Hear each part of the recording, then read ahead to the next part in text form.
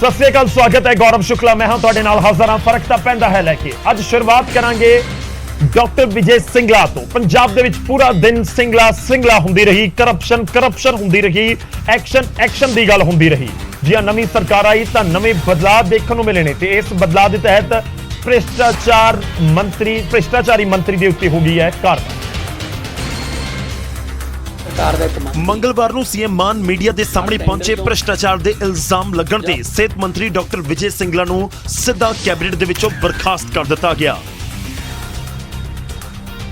मैं उस मंत्री के खिलाफ सख्त एक्शन ले रहे हैं, उन मंत्रिमंडल चों बर्खास्त कर रहे हैं ते तुरंत पुलिस नूं उहदे खिलाफ केस दर्ज करन दे निर्देश दे रहे हैं।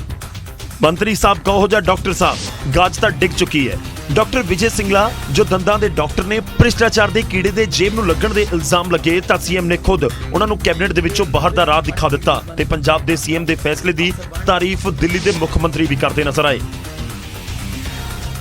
मान साहब चाहते मामले को दबा सकते थे, उन्होंने ऐसा नहीं किया। उन्होंने खुद ब खुद अपने मंत्री के खिलाफ एक्शन लिया। भगवंत, हमें आपके ऊपर गर्व है, पूरे पंजाब को आपके ऊपर गर्व है। तो मंत्री की परेशानी वधी, साबका मंत्री बन गए, सलाखां दे पिछे पहुंच गए। पर यह परेशानी की शुरुआत हुंदी है कमरा नंबर पंजाब भवन दे कमरा नंबर 203 तो। परेशानी सरकार दी भी फिर वधी ते परेशानी मंत्री दी भी। गलबात तो हुई पर पैसे नूं लेके थोड़ी बहस भी हुई। तो 8 मई तो कॉल के जरिए डील हुंदी 23 मई तक पहुंच गई। इस तो बाद शुरू होया परेशानी का दौर। एससी रजिंदर सिंह ने मंत्री दे ओएसडी की कॉल गई ते 8 मई तो लगातार व्हाट्सएप कॉल की जा रही सी। पैसे ना देने ते करियर खराब करने की धमकी दी गई। तो अंदाजी कि रजिंदर सिंह की रिटायरमेंट इसे साल 3 नवंबर नूं है ते 20 मई नूं रजिंदर सिंह तो 10 लाख रुपए मंगे गए। अगे दी अलॉटमेंट्स का 1% कमीशन देने नूं भी कहा गया। फिर 23 मई नूं फाइनल कॉल आउंदी है ते प्रदीप कुमार मंत्री दी ओएसडी कहंदे ने कि तुसीं सकत्तरेत पहुंचो। रजिंदर सिंह सकत्तरेत पहुंचे तो 5 लाख रुपए की मंग हुई। मंत्री ते ओएसडी दे नाल गल रजिंदर सिंह ने रिकॉर्ड कर ली। मंत्री सिंगला दे उत्ते इल्जाम ने कि प्रदीप कुमार नूं उन्होंने 5 लाख देने की गल कही है। रजिंदर सिंह ने अपना करियर बख्शण की भी इस कॉल दौरान अपील की। यही रिकॉर्डिंग भगवंत मान ने सुनी ते फिर एक्शन होया। हालांकि हुण तक जी रिकॉर्डिंग है सामने नहीं आ सकी। इंतजार उसका भी हो रहा कि जिस वजह नाल मंत्री की कुर्सी चली गई, उस सलाखां दे पिछे पहुंच गए ताकि उसकी रिकॉर्डिंग जनतक की जाएगी। खैर, मंत्री साहब नूं 2% की रिश्वत मंगना महंगा पै गया, पर यह मामला पूरा अप्रैल तो शुरू होया।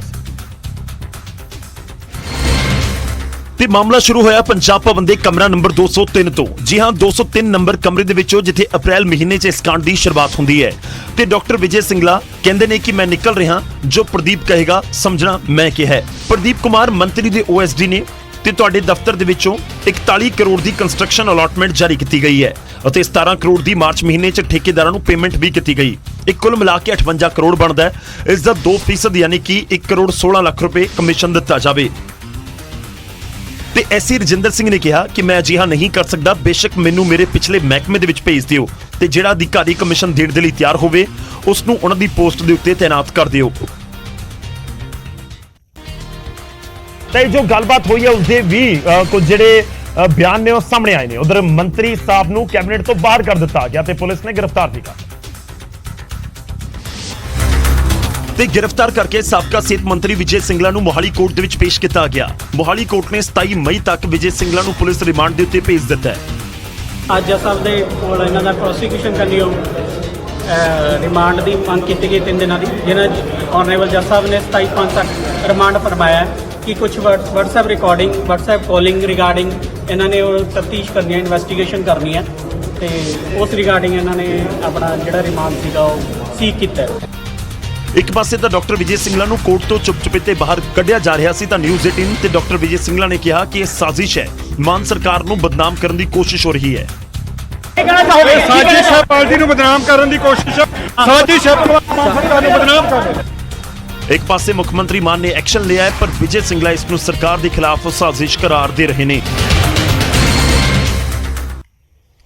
ਤਾਂ ਸਿਹਤ ਮੰਤਰੀ ਦੇ ਉੱਤੇ ਇਲਜ਼ਾਮ ਲੱਗੇ ਤੇ ਕੁਰਸੀ ਜਾ ਚੁੱਕੀ ਹੈ, ਉਹ ਸਲਾਖਾਂ ਦੇ ਪਿੱਛੇ ਪਹੁੰਚ ਚੁੱਕੇ ਨੇ। ਪਰ ਸਿਹਤ ਮੰਤਰੀ ਤੇ ਕਾਰਵਾਈ ਹੋਈ ਤਾਂ ਇੱਧਰ ਸਿਆਸੀ ਗਲਿਆਰਿਆਂ ਦੇ ਵਿੱਚ ਵੀ ਬਿਆਨਾਂ ਦੀ ਝੜੀ ਲੱਗ ਗਈ ਤੇ ਵਿਰੋਧੀ ਸਰਕਾਰ ਦੇ ਇਸ ਫੈਸਲੇ ਦੀ ਸ਼ਲਾਘਾ ਤਾਂ ਕਰ ਹੀ ਰਹੇ ਨੇ, ਪਰ ਨਾਲ ਹੀ ਸਵਾਲ ਖੜੇ ਕਰ ਰਹੇ ਨੇ ਤੇ ਸਬੂਤ ਵੀ ਮੰਗ ਰਹੇ ਨੇ ਤੇ ਨਾਲ ਹੀ ਇਸ ਮਸਲੇ ਦੀ ਜਾਂਚ ਹਾਈ ਕੋਰਟ ਦੇ ਸਿਟਿੰਗ ਜੱਜ ਤੋਂ ਕਰਵਾਉਣ ਦੀ ਮੰਗ ਵੀ ਹੋ ਰਹੀ ਹੈ।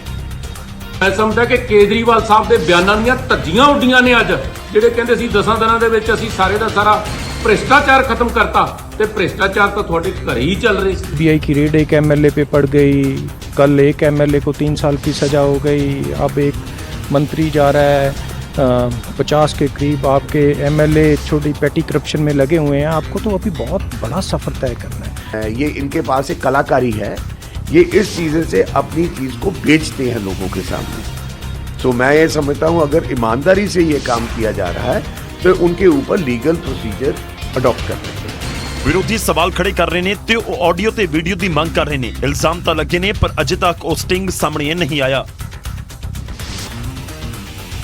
ਖੈਰ ਜਦੋਂ ਇਲਜ਼ਾਮ ਲੱਗਣ, ਵਿਰੋਧੀ ਸਵਾਲ ਚੁੱਕਣ, ਇਸ ਸਭ ਦੇ ਵਿਚਾਲੇ ਕਰਪਸ਼ਨ ਦੇ ਇਲਜ਼ਾਮਾਂ 'ਚ ਕਿਸੇ ਮੰਤਰੀ ਦੀ ਕੁਰਸੀ ਚਲੀ ਜਾਵੇ ਤਾਂ ਫਿਰ ਫਰਕ ਤਾਂ ਪੈਂਦਾ ਹੈ।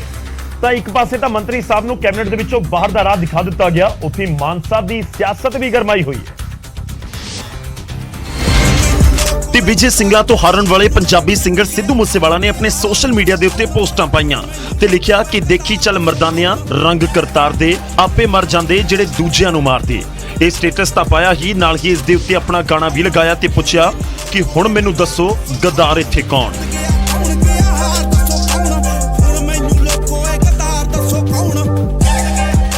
ਮੂਸੇਵਾਲਾ ਜਿਸ ਦਿਨ ਹਾਰੇ ਤਾਂ ਉਸ ਦਿਨ ਡਾਕਟਰ ਵਿਜੇ ਸਿੰਗਲਾ ਗੱਡੀ ਦੇ ਉੱਤੇ ਚੜ੍ਹ ਕੇ ਪੱਟ ਤੇ ਥਾਪੀਆਂ ਮਾਰ ਰਹੇ ਸਨ ਤੇ ਨਾਟ 11 ਨੂੰ ਆਸ਼ਾ ਨਾਲ ਟੋਚਨ ਪਾ ਕੇ ਖਿੱਚਿਆ ਜਾ ਰਿਹਾ ਸੀ। ਤੇ ਹੁਣ ਇਸ ਮੌਕੇ ਗੀਤਕਾਰ ਗਿਲ ਰੌਂਤਾ ਨੇ ਇੱਕ ਪੋਸਟ ਪਾਈ ਜਿਸ ਨੂੰ ਮੂਸੇਵਾਲਾ ਨੇ ਵੀ ਸ਼ੇਅਰ ਕੀਤਾ, ਜਿਸ ਦੇ ਵਿੱਚ ਲਿਖਿਆ ਸੀ ਫਰਕ ਤਾਂ ਹੁੰਦਾ ਹੈ ਵੱਡੇ ਟਰੈਕਟਰਾਂ ਦਾ। ਬਸ ਇੰਨਾ ਹੀ ਨਹੀਂ, ਮੂਸੇਵਾਲਾ ਨੇ ਬੈਕ ਟੂ ਬੈਕ ਕਈ ਪੋਸਟਾਂ ਪਾਈਆਂ। ਭੇਡਾਂ ਦਾ ਜ਼ਿਕਰ ਕਰਦਿਆਂ ਮੂਸੇਵਾਲਾ ਨੇ ਇੱਕ ਪੋਸਟ ਸ਼ੇਅਰ ਵੀ ਕੀਤੀ।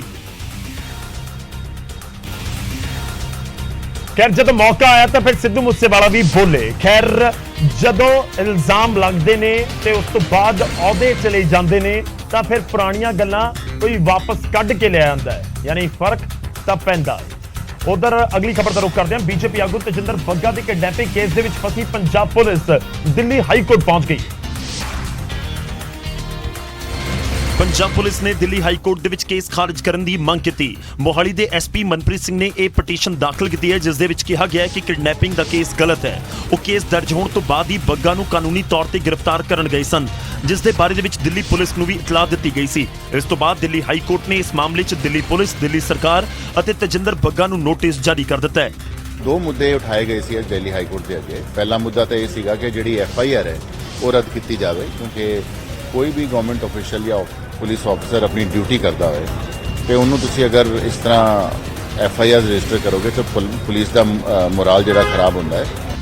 ਹਾਈ ਕੋਰਟ ਨੇ 4 ਹਫ਼ਤੇ ਦੇ ਵਿੱਚ ਇਸ ਮਾਮਲੇ 'ਚ ਜਵਾਬ ਦਾਖਲ ਕਰਨ ਨੂੰ ਕਿਹਾ ਹੈ। ਪਟੀਸ਼ਨ ਦੇ ਉੱਤੇ ਅਗਲੀ ਸੁਣਵਾਈ ਹੁਣ 26 ਜੁਲਾਈ ਨੂੰ ਹੋਵੇਗੀ।